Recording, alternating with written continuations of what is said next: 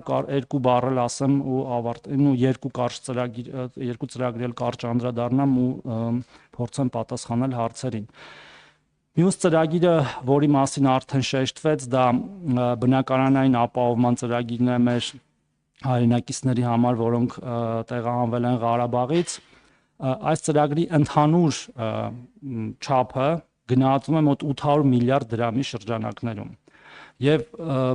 չեմ սիրում այդ աննախադեպ բառը, որ հաճախ օգտագործվում է, իմ գործընկերներն են հաճախ օգտագործում, բայց սա իրոք ծավալի իմաստով երբևէ չի եղել այս չափի պետական ծրագիր, փորձեցի խուսափել աննախադեպ բառից։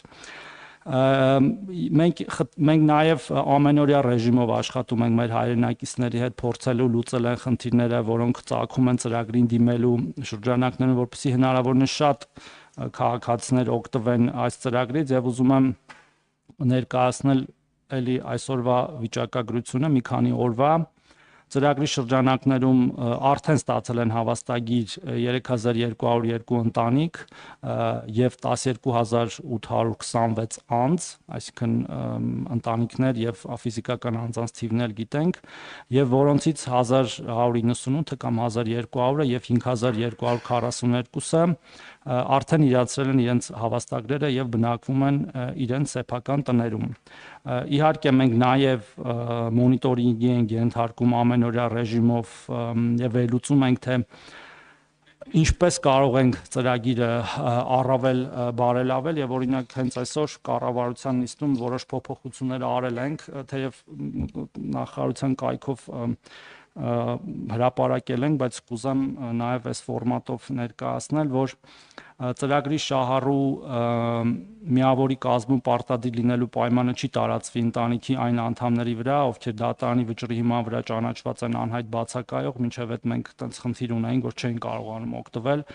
ընտանիքի մյուս անդամներին, շահառու ընտանիքների այն անդամները, ովքեր 2023 թվականի սեպտեմբերի 10-ին դրությամբ եղել են անչափահաս, սակայն դիմում հայտարարություն լրացնելու ժամանակ լրացել է նրանց 18 տարին, ցանկության դեպքում հնարավորություն կունենալ ստանալ հավաստագիր որպես առանձին ընտանիք, որտեղ նման խնդիրներ են ունենում, եւ սա նաեւ շատ կարեւոր է այն համատեքստում, որ հաճախ էլի մեզ մեղադրում են, որ մենք չենք լսում մեր հայրենակիցների կողմից բարձրացված խնդիրները, ինչը հակառակն է ամբողջության, որտեղ այս ինչ որ ես հիմա կարդում եմ, հենց իրենց այդ քննարկումներ, իրենց այդ հանդիպումների ժամանակ բարձրացված խնդիրների լուծում է, եւ հետեւաբար այս արգելքն է դուրս կգա եւ ավելի շատ քաղաքացիներ եւ ընտանիքներ կկարողանան ստանալ հավաստագրեր, ինչպես նաեւ միջգերատեսչական հանձնաժողովին դիմաց ընտանիքների կողմից ներկայացվող փաստաթղթերի նվազագույն քանակը կսահմանվի 1, նախկինում սահմանված 2-ի փոխարեն, եթե խոսքը վերաբերում է 2022 թվականի դեկտեմբերի 12-ից հետո մինչև տեղահանում ընկած ժամանակահատվածին։ Վիճակագրությունը արդեն ներկայացրեցի, փաստորեն նույնիսկ հետաքրքիր բան է, այսինքն այս տեղեկանքն այսօր եմ ստացել, արդեն թիվը ավելացել է մոտ 40 ընտանիքով, այսինքն 27-ի դրությամբ եւ 30-ի դրությամբ, այս էլ շատ լավ տենդենց է, արդեն ունենք 3240 ընտանիք, որից իրացվել է 1210, սա նորից խոսում է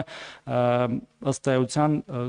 կենսունակության ծրագրի եւ մեր հայրենակիցների կողմից լավ ընկալվելու մասին։ Իհարկե